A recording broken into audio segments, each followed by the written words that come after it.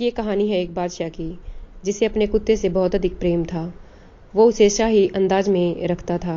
उस राज्य में लोग कहते थे कि काश हम बादशाह के कुत्ते होते तो हमारी ज़िंदगी थोड़ी ठीक होती, थोड़ी बेहतर होती।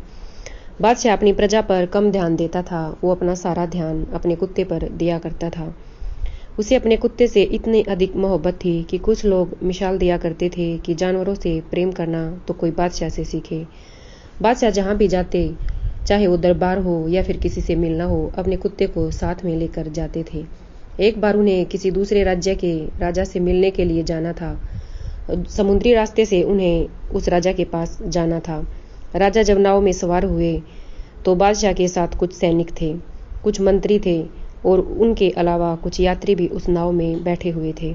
अब बादशाह जहाँ जाते थे वो कुत्ता भी जाता था, तो इस नाव में भी वो कुत्ता बैठा हुआ था।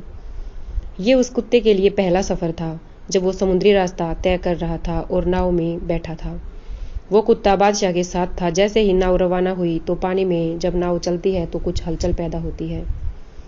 उस हलचल से कुत्ते को बेचैनी महसूस होने लगी। वो असहज महसूस कर इधर उधर भागने लगा, उछाले मारने लगा, कूदने लगा। सभी यात्री जो बाकी बैठे हुए थे वो डरने लगे और सब कुत्ते के साथ कंफर्टेबल महसूस नहीं कर रहे थे।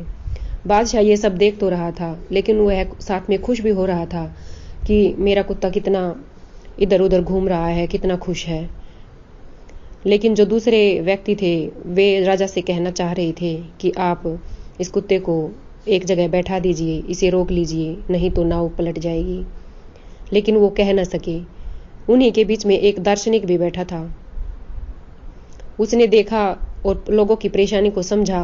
वो खुद भी परेशान हो रहा था और राजा के पास गया और जाकर कहने लगा कि राजा, तुम्हारे इस कुत्ते जो तुम्हें बहुत प्यारा है, इसे रोक लीजिए, नहीं तो ये हम सबको डुबो देगा, नाव पलट जाएगी और हम सब मारे जाएंगे। राजा ने कहा कि राजा भी अब डर चुका था। राजा ने कहा कि ठीक है, तुम जैसा चाहो वैसा कर सकते हो इसे रोकने के लिए, मेरी तरफ से तुम्हें इजाज़त है। वो दार्शनिक गया जो उसके पास में साथी बैठे हुए थे उनके पास और जाकर कहने लगा कि आओ मेरे साथ, तुम्हें एक काम करना है।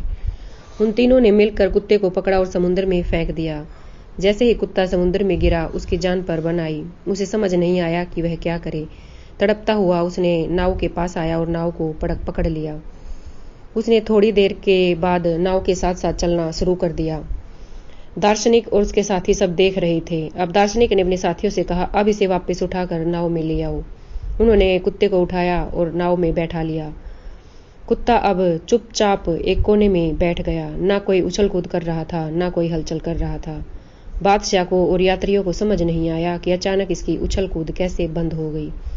बादशाह ने उस दार्शनिक से पूछा कि जो इतना उछल कूद कर रहा था, अब यह ऐसे पालतू बकरी कैसे बन गया है।